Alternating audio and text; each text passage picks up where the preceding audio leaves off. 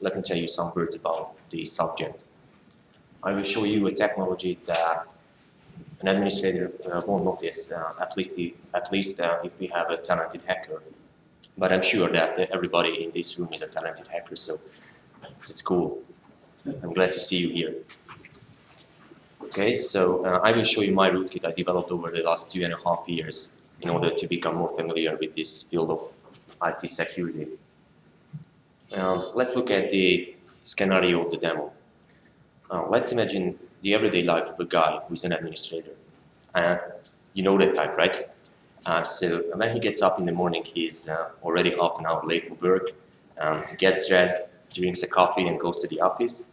And there, of course, he drinks another coffee, looking at the girls go by. And when he gets to his desk, he checks his personal emails and the news on Slashdot. And when he actually starts to work, it's already 11 a.m. At lunchtime, of course, he goes out for another 2 hours. And when he gets back, the news and the emails are the two first things that he checks. Okay? By then, of course, the working hours are over, so he goes home to have a rest for all his hard work. I'm sure that everybody in this room knows a guy like him. Okay?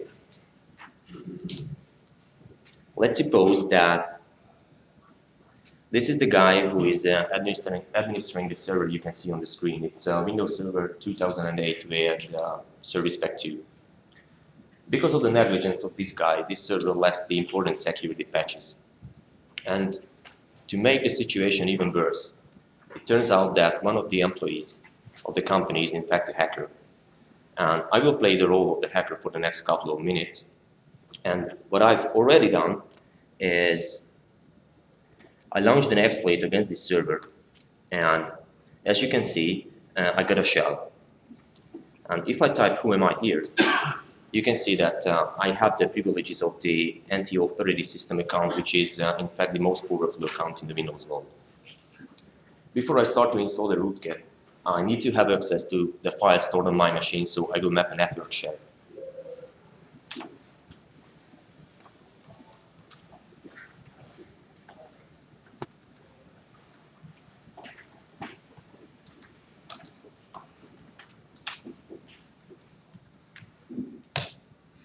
It is done.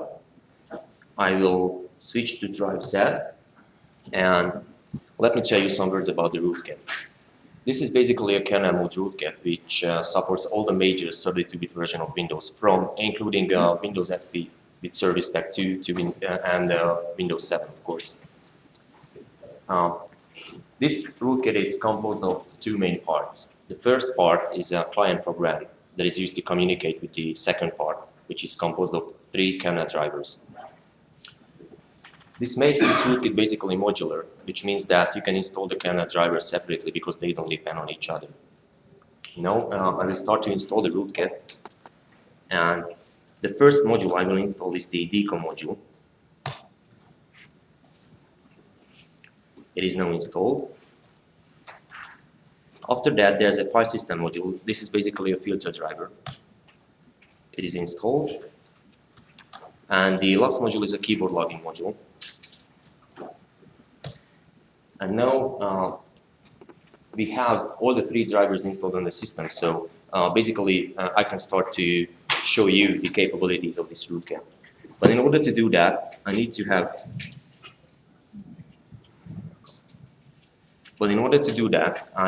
access to the machine as a regular user. I will use a user called test_user1. And in order to show you that this user is indeed a regular user, I will list the members of the administrators group.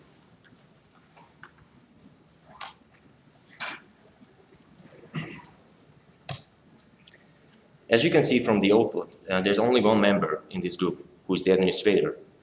This means that test_user1 doesn't have administrative privileges on this machine. So now I will show you an example, the most powerful example of decom, but what is decom anyway? Decom is an acronym and it stands for Direct Kernel Object Manipulation. And this means that by using this technology, you are able to manipulate the kernel objects directly, so without using the functionality and the interfaces provided by the operating system. I'm sorry, can you repeat that? DCOM? DCOM, D-K-O-M, direct kernel object manipulation.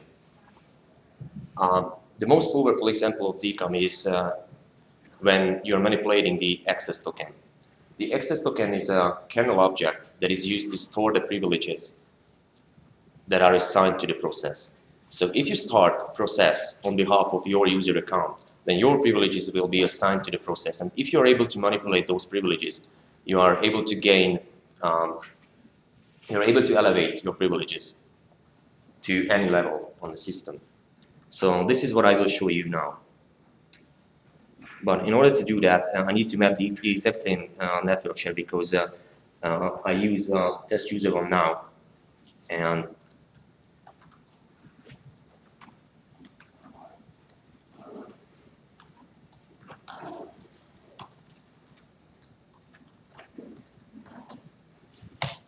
okay, it is done. And now I will use the -pgs option of my rootkit. And I have to pass the process identifier of this command prompt you can see on the screen. And the process identifier is 3836. So I will pass that process identifier to the command. It executed successfully, and if I now type who am I, you can see that I again have the privileges of the anti-authority system account, which means I'm the king of this machine. So next up, there's another trick you can use to cover your tracks.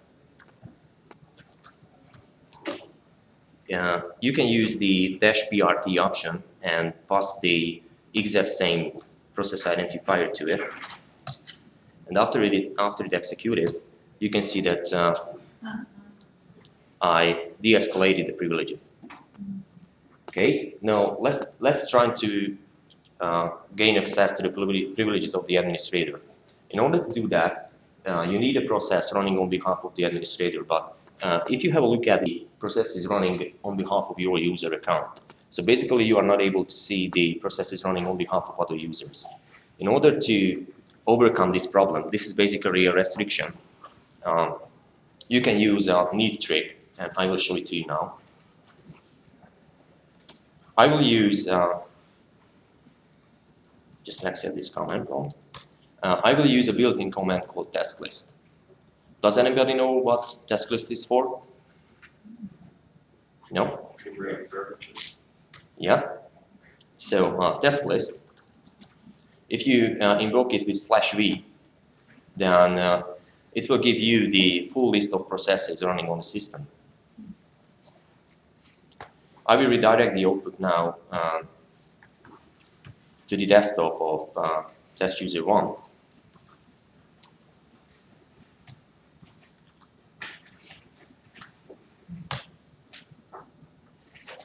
Okay, it is done. You can see the file here.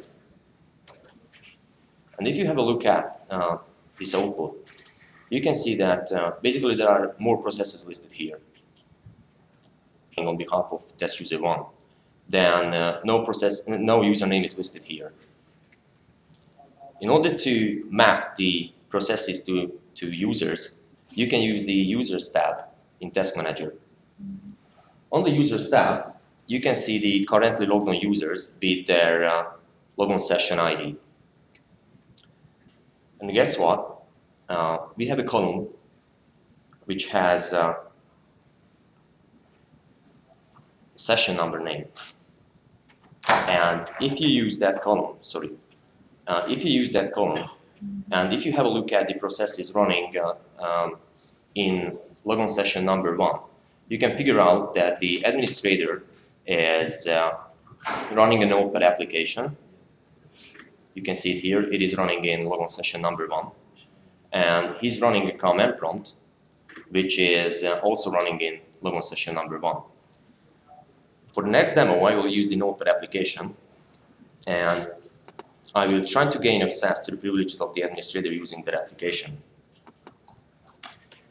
I will use the -pst option, and as the first parameter, I will pass the process identifier of this command prompt, so the command prompt running on behalf of my user account, and this is 3444.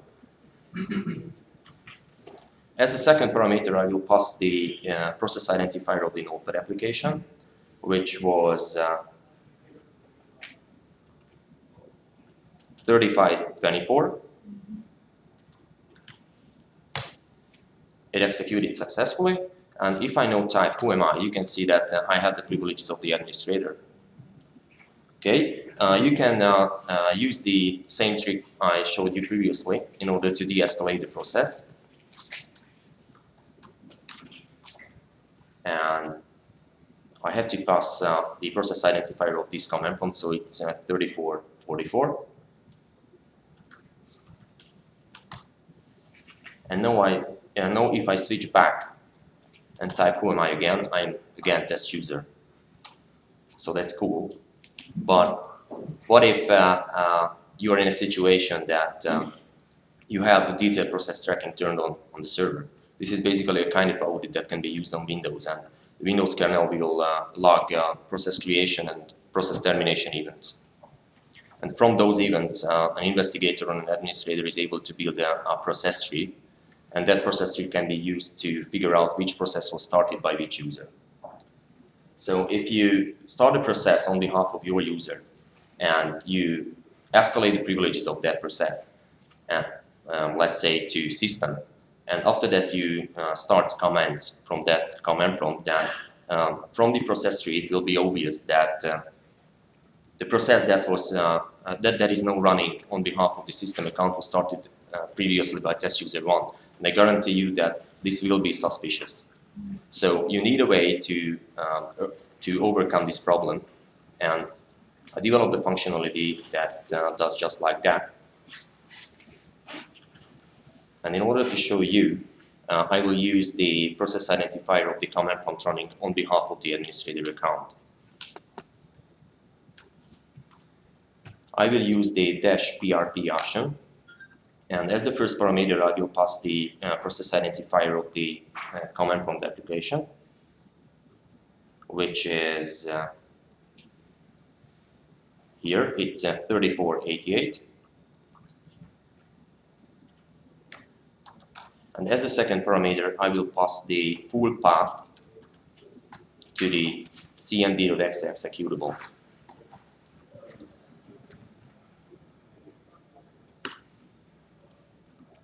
As you can see, a new command prompt is started, and if I type who am I have the privileges of the administrator. But have a look at the event logs. In order to do that, I will log into this to the logon session of the administrator, and I will start the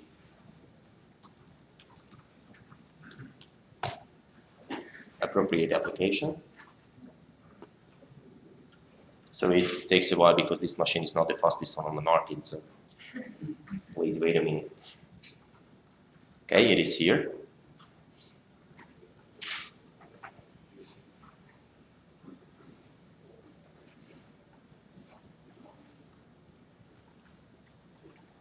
Right.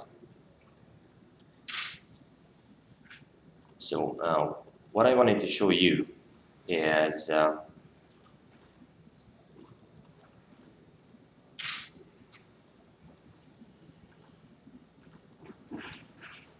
these two events here. The first one shows us that test user 1 started our rootkit client. So this is it, I think. So test user 1 started our rootkit client, and after that there's a process started automatically by Windows, and after that the administrator started a command prompt. And if you have a look at the creator process ID, this is in hex by now, but you can convert it back to decimal, and this will be the process identifier of the command prompt I used. So basically this shows us that the administrator started a command prompt from the command prompt started previously by him. So when you use that command prompt started previously, then every command you type in and start will be logged as started by the administrator, right? Sorry for my accent, but I'm not a native speaker, so if you cannot understand me, please don't hesitate and interrupt me, and I will try to explain everything. Okay, so that is all about access token stealing. And the next thing I want to show you is the most famous example of DCOM, how to hide processes on Windows using DCOM. Okay, I will start a task manager on behalf of the administrator. And first of all, I will start a command prompt. And I will escalate the privileges of this command prompt to system. It's a bit slow again. Okay.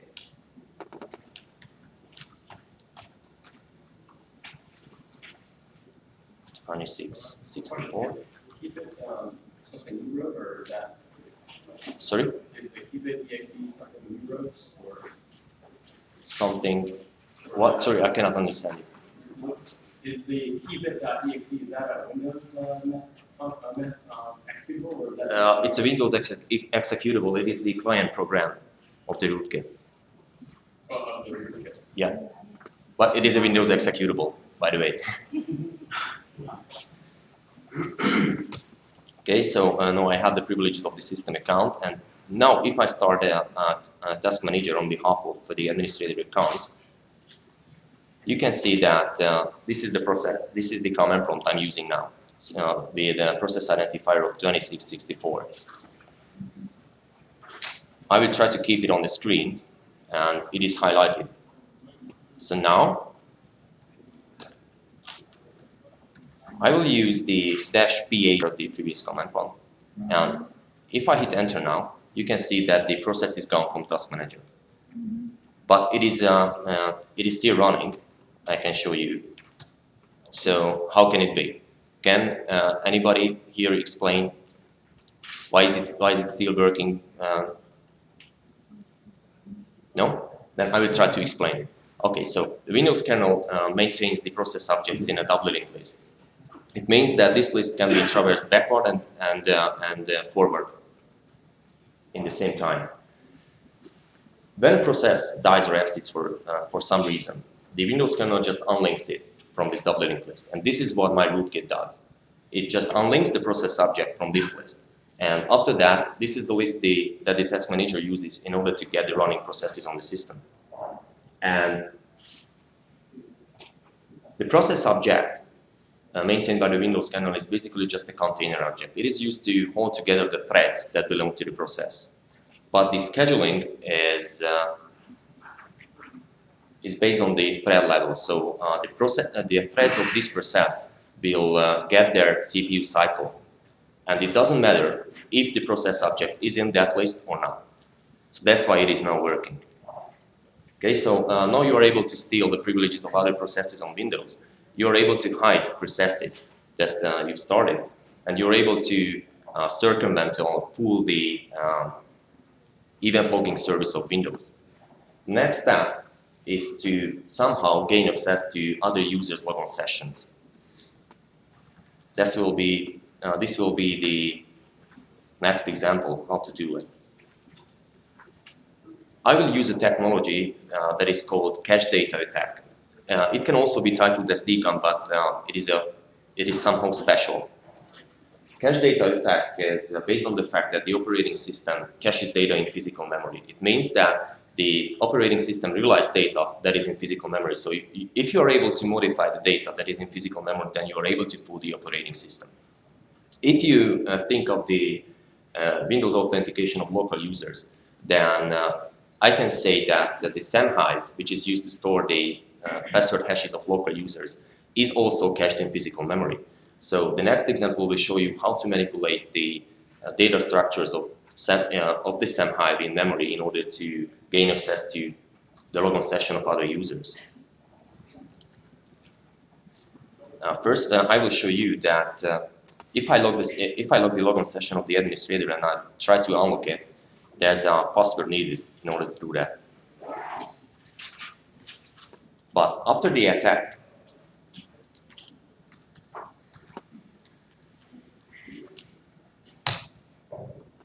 it says blanking password for the administrator, right? So now it is basically going through the physical memory and searches for certain data structures that belong to the same hive. And after it is finished, that will finish in a moment, okay. If I now try to unlock the logon session, there's no password needed, right? So you can log on behalf of the administrator without knowing the exact password. Okay, next step. Let's suppose that you are done with the tasks you want to do on behalf of the admin. And you have the option to restore the original password. So let's suppose that he's gone for the 2 hours lunch break, and you are done with the tasks, right? And now you restore the original password, and when he gets back, he won't notice anything.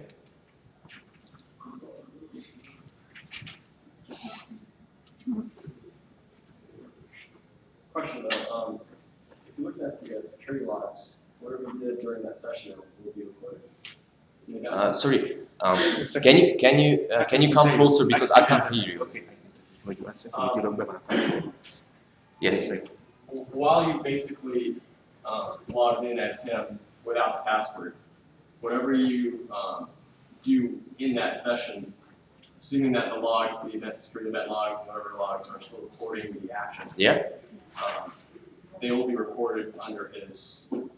Yeah, it will show us that everything I've done was done by him. Yeah. But if you modify data in physical memory, there's no logging facility in Windows that records that. Right, so there is no password changing the rootkit is now running in kernel mode, and there's very little logging done because of kernel activity. So basically nothing. So now it is finished, and if I now log and unlock the user session, then again there's a password needed in order to log in, and this is the exact same password set by the admin. Let me ask you something. So, yeah. If I understand correctly, if at that moment the user turns off the computer, turns it back on, that means that the user is going to have the password that he or she had prior to you changing it. Yes, because the password is changed only in physical memory, and it is never written back to disk. The second question is, I noticed that this is local account. Yeah. But this also account for domain accounts, so at that point you have no, server. as per today, it is working only for local accounts, but I'm working on it. I don't know if I will ever succeed changing the domain account, but you know, I try to do that. But at this point, once with your Rootkit, now that you have access to local administrator resources, technically, you can somehow get your way into domain resources. Yeah, I heard something that in the registry, cached logon credentials are stored, and these are the credentials used for domain logons and logouts. So if I'm able to modify those credentials, then maybe I'm able to gain access to domain resources, maybe. Did your rootkit automatically escalate from a regular user account, or did it assume that it ran from an admin account already? You mean you asked if I can install the rootkit from a regular account? Yeah, did your rootkit escalate privileges out to install itself from a regular account? No, you need administrative access in order to install the rootkit, and after that you can use a regular account to use the functionality of the rootkit. So basically you need an exploit that gives you the privileges of the admin or the privileges of the system account, and after that you can use a regular user. And what was your exploit?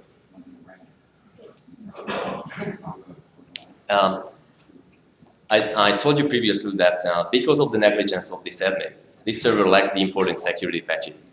The exploit was a little program that used the vulnerability in the server message block version 2 protocol, and it was found in 2009, but it is already patched by Microsoft now. So the whole thing is because of the admin. You know, he's lazy. Yeah. Quick question. The rootkit works because the system wasn't patched? I mean, I do understand the No, exploit. the rootkit works because I was able to install it. It works. It doesn't matter if the server is patched or not. If I can install kernel drivers, then the rootkit will work. Okay, so even if the system is completely patched, the Yeah. rootkit will still work. Yeah, Checking the I have rootkit to- on the machine. I have to mention that in order to use DCOM is a very service pack dependent technology. It means that if you install a new service pack, then basically the offsets in kernel objects will change. After that, I have to use again the Windows debugger and find out what the new offset is, and I have to correct them in the rootkit. So it works with that particular service. Yeah. Great question. Is it just kind of outside the box? Is it smart to log in as an existing administrator using an existing administrator's account? It is tracking logins and stuff, correct? Timestamps, right? Yeah. So if you log in as an administrator, I went out for lunch just because I'm one of those people that are out over here. I just want to take a look at my logs and know that I was there at that time. Would that suspect a rootkit? Is that a good way of or It is- admin privilege is kind of You're right. You're right. It is possible that he may suspect something, but he's lazy. So I assume that he won't check the event logs. Right. Now, one more question. Since you mentioned that the password is changing memory, Yeah. let's say my domain have something as simple as password policies. Yeah. So my password policy says that I have to have a password that's at least 8 characters long, uppercase, lowercase, numbers, and what's important. The moment that you change the password, wouldn't that trigger that policy? Because I was changing the password in the physical memory directly without using any sort of Windows functions, then the password policy won't enforce me to change the password to adequately complex one. Structure keys actually modified is Yeah. after the check. Yeah. But I had to mention one thing. If in the security options it is turned on that you cannot log in from remote without a password, then it doesn't matter if you can blank out the administrator password or not, you won't be able to log into the machine because that particular option will be enforced during the logon. So, but hey, if I can gain system access, then maybe I can modify that option as well. But probably. Yeah. Okay, so this was the cache data attack. The next step is you already have access to the logon session of the administrator, but you don't know the password. So let's gain access to the password itself. You can use the keyboard logging functionality in order to do that. And before I start the keyboard logging, I have to specify the file that will be used to store the key press events.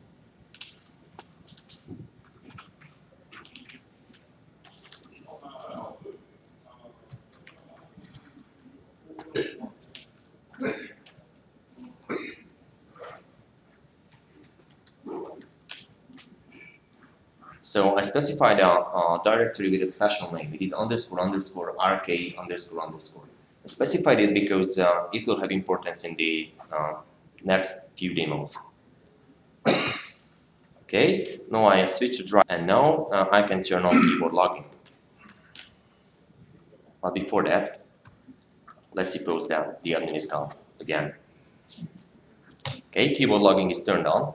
The first thing that the admin will type in order to start work, in order to start to check the emails, is the password. So now we have the information in the file, what we wanted. So basically I can turn off keyboard logging. It is as simple as that. But in order to turn keyboard logging fully off, and this is because of the way Windows handles keystroke events, you need at least wait for a couple of minutes, and you need some more key press events from the admin, from the console keyboard. But you know, he's working hard, and at least he's typing the URL into URL bar of Internet Explorer or something like that. So we will get those keystroke events needed. Okay, and in order to fill the time while we are waiting for a keyboard logging to turn off, I will show you how to hide the files and directories you just created. In order to do that, and this is because of Windows again, in order to communicate with file system filter drivers, you need high privileges. So I will escalate 3348. So I have the privileges of the system account, and now I can start to use the file system options. And in order to hide files and directories, I have to specify a pattern. This pattern will be used to identify the files and directories that are to be hidden. Okay. I specify the pattern __RK__. This is the name of the directory I created. And now I can turn on file and directory hiding for drive C. And you can turn it on for each drive separately. So if I now list the content of drive C, you can see that the RK directory disappeared. If I start a Windows Explorer on behalf of the admin, you can see that the admin is not able to see the directory. Right, but at this moment, no process running on this machine is able to see that directory. So I need a way to allow at least one process that can see the directory. So there's another function, and I will pass it the process identifier of this command prompt, which is 3348. And now, if I list the content of drive C, you can see that the RK directory is there. Let's verify that the admin still isn't able to see it. So I will now hit refresh here.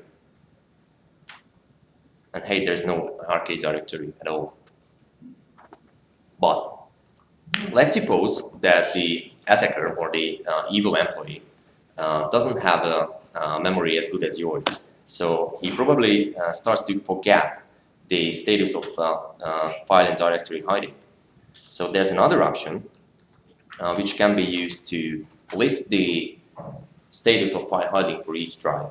And from this output, you can see that this rootkit supports the drives mapped through RDP, and this rootkit supports the physical drives. And I have to mention that if you plug in a USB drive to the server, that rootkit will detect it, and you can turn file hiding on for that drive as well.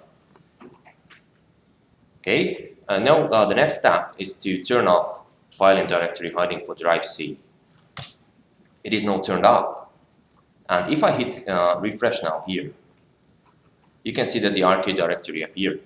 And in the RK directory, this is the file that was created by the keyboard logger, and this is the password of the administrator. Okay? Let's suppose that you are in a situation and the admin starts to suspect that something nasty is going on his machine, right? Maybe I don't know, he just starts to check the event logs.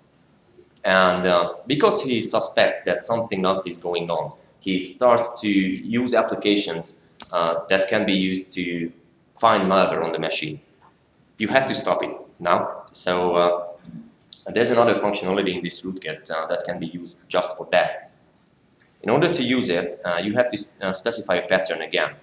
I will specify kill me as the pattern.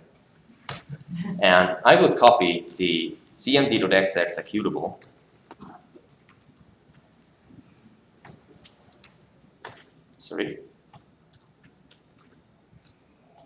to the root of drive C with the name killme.exe. And let's look at what happens when the admin wants to start the application. He's given an error message, and the error message says that you don't have permission to do that. Okay, so now you are able to stop the admin or prevent the admin from starting certain kind of applications. I have to mention that this rootkit as per today supports only one pattern at a time. So if you specify kill me, then all the other applications or the other programs that have a different name will start instantly. So this is basically a restriction, but it is a matter of days to extend your rootkit functionality in order to support a list of patterns. So basically that was all I wanted to show you. I hope you enjoyed the demos and thank you for your attention.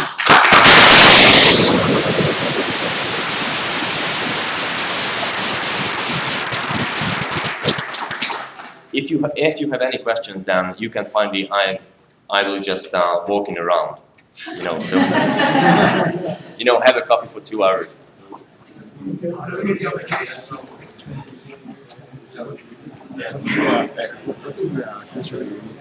Sorry? What's the distro you're using? Linux Federal 12. Congratulations. Thank you very much. Can you get your details? Yes? We forgot to exchange that. Yeah. Did you write? The exam, did you write the exam? No. No, I said but I will. What about? I will put it. Thank you very much. Glad to see you here.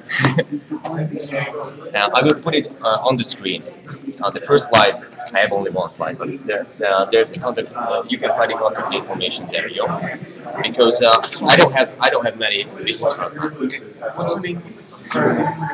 Keep it. Yeah, it's my rootkit. It is. Just give the privileges. Okay. Thank you. So I did have a quick question for you. All of this stuff that you just got done down, how much of that shows up in an audit? I mean, you didn't go back into security analysis. Yeah, good question. I showed you that option that by using it you can circumvent the audit logging. After that, everything what is done by the done on behalf of the other. So if you use that option first, start a comment from that comment from you, add the new user, network shares, something like that. It is done by the end. Or at least it will be logged as yeah. So it is always suspicious if you turn on audit logging, turn off audit logging, right? It is turned on. Right, but if you can, I didn't know if you found a way to supplement it for specific user login events. Maybe it is possible, but I haven't researched it yet. Fair enough. Okay, thank you. Where in ERS are you? Where in ERS are you located? Okay, I got it. We need to do the next presentation. Thank you, gentlemen. I'm at the Budapest office of Deloitte. Oh, okay. It's actually from here.